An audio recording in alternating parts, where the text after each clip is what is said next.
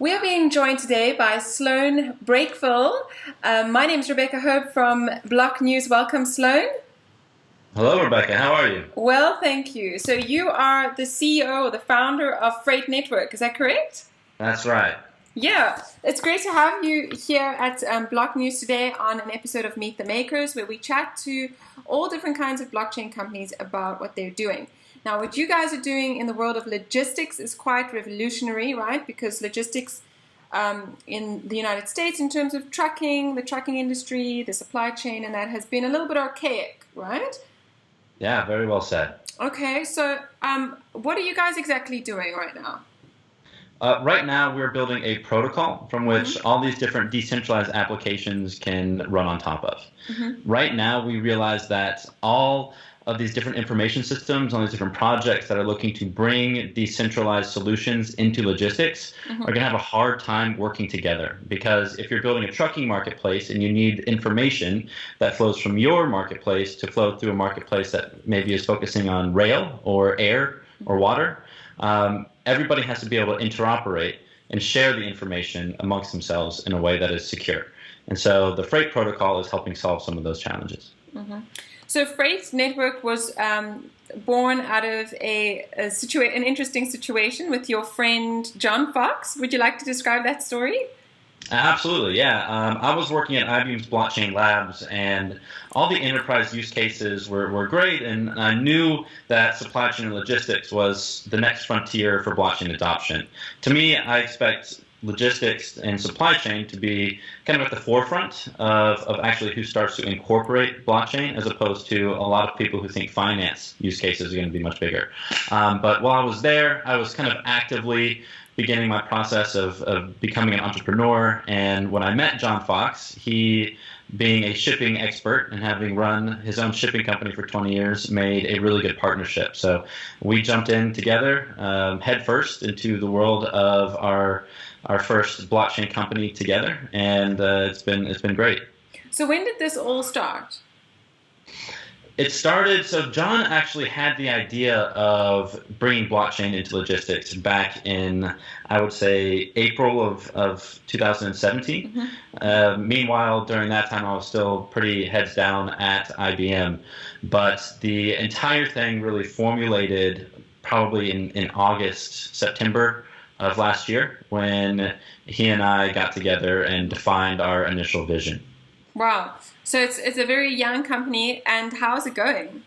It's going great. So we've been evangelizing some of our ideas, some of our early API designs to key players in the industry, and the adoption has been significant. We've got really good feedback. There's not a single person that I've met who is in logistics that will claim what we're doing is a bad idea. They all recognize the need for standards and a protocol for logistics, but a lot of them give me a fat pat on the back and say good luck, because it's not an easy challenge to bring all these giant companies together in one place. Why is the blockchain technology so important in what you guys are doing? I think it is pretty well summarized by a quote I found recently. And the quote itself, it goes like this. It says, before, the use of all these centralized services was a problem. And regulatory compliance and international trade has been acknowledged as an enhancement for facilitating the trade of documents. But, and this is the key part right here, crucial for acceptance of the supply chain visibility concept is trust in the reliability of the data. And so without blockchain, trust in that data reliability was handled by a centralized party. And very few people were truly relied upon for that service. And what blockchain provides, as I'm sure a number of your listeners recognize, is a single source of truth and trust in the integrity of information that is stored on blockchain. Transparency. So how, what have you seen already happen in, for example, a tracking company? What do you see, what changes do you see in their operations?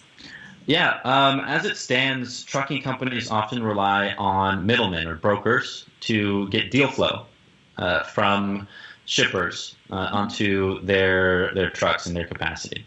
And what we've noticed is that the demand for more decentralized solutions to take away some of the responsibilities and some of the fees that these middlemen charge, that rings true. There's a lot of organizations looking to bring a blockchain specifically for that.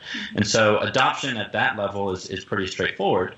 But again, we have to boil down and say, to get this truly working well and interoperating with all the other modes of transport and logistics, there needs to be a single layer for protocol adoption, and that's what we're focused on first. And then walk us through your ICO a little bit and your tokens. Your token sale is going to launch later this year, I believe?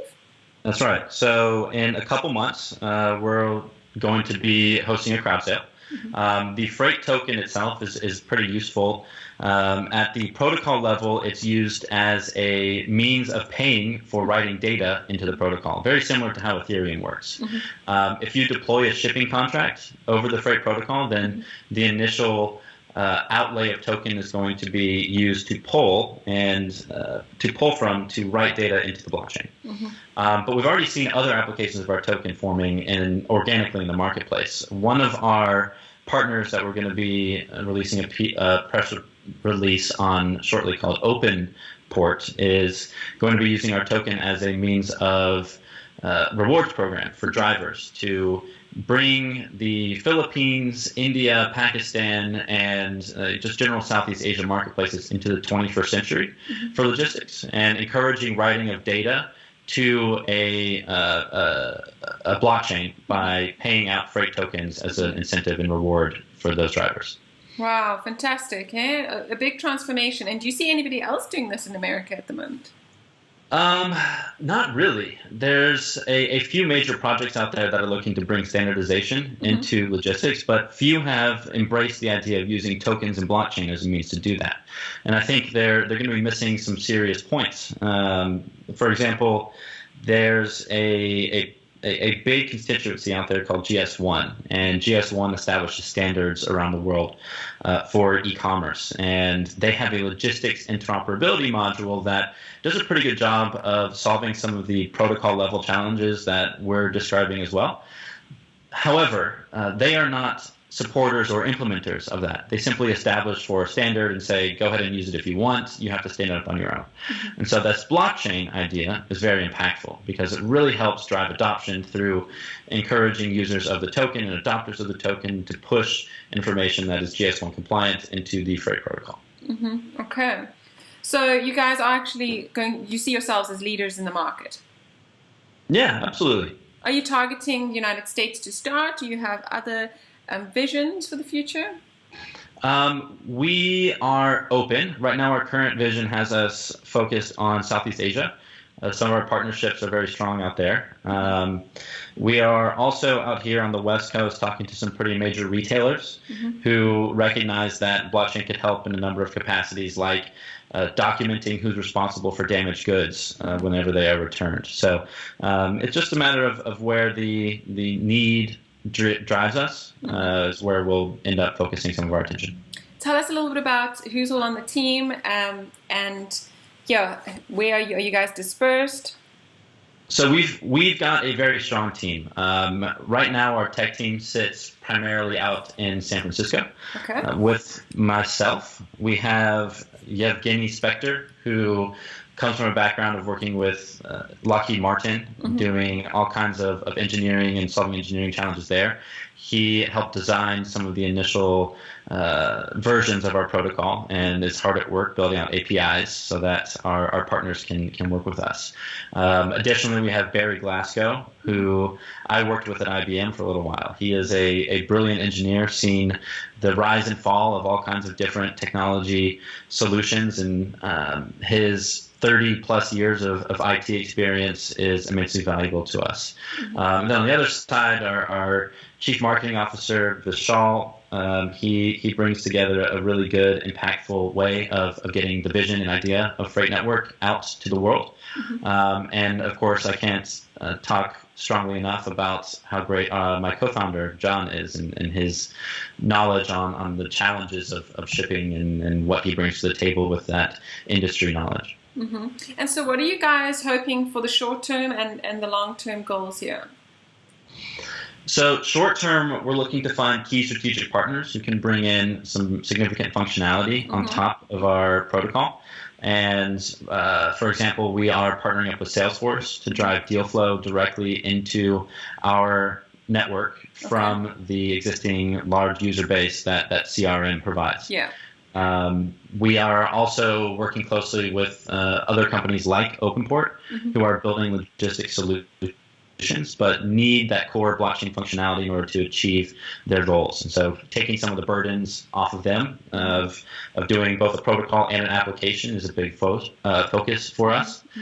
So more along the lines of that in the near future as we slowly get adoption. Yeah, that sounds like you're planning on scaling up and through partnership, which is what most blockchain technologies are doing, right? Is you're basically just building off what already exists and making a better system, and then partnership is key. Yeah, absolutely. So at a protocol level, you don't exist without applications that are using it. And so it's very, very strategic for us to bring in people to actually employ our developments.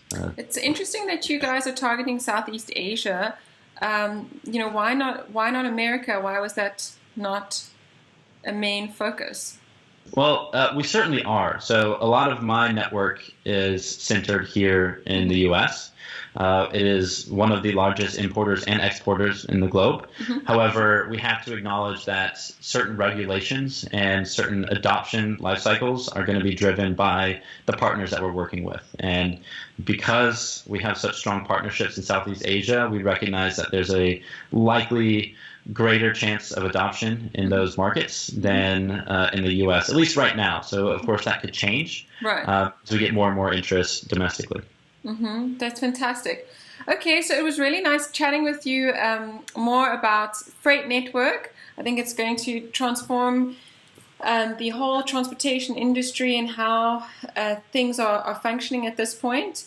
It seems that people have been using a very old system, and you're stepping in and you're trying to make things like life more transparent, data more transparent. So it was great talking with you.